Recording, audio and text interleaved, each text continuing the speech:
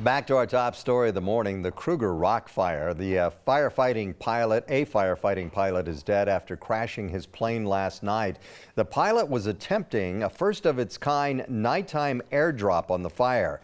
There were high winds in the area at the time. The fire still remains active this morning. 9 News reporter John Glasgow live in Estes Park. And John, what's it like up there today? Well, what they've told us is that the fire is on the other side of this mountain here in steep terrain.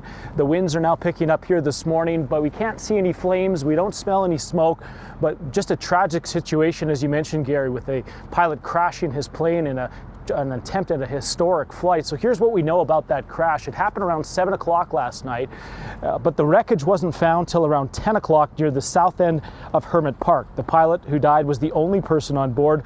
We talked to the pilot ahead of the flight, but we are not going to use the name or any video of the pilot until we know more about what happened here. The NTSB and the FAA are investigating. This would have been the first time in the U.S. that a fixed-wing aircraft was being used to fight a fire at night using night vision goggles.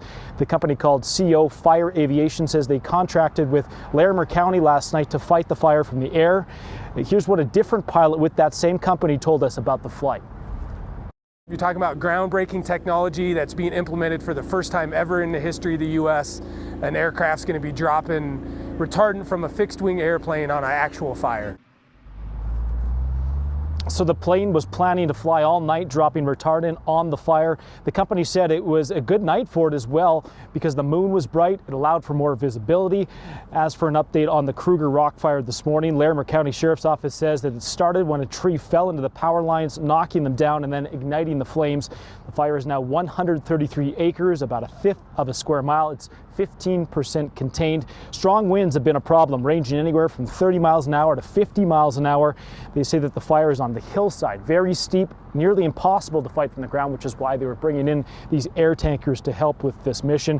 150 firefighters from different detachments have been here trying to help with the fire, and so far this morning we've seen CDOT. They've been blocking off Highway 36 here to allow for park rangers and fire trucks to get through. Mandatory and voluntary evacuation orders are in place. We have a list of those on the website, 9news.com. But Gary, just a tragic end to something that was going to be such a historic mission. Yeah, that is really sad. All right, thanks for the update.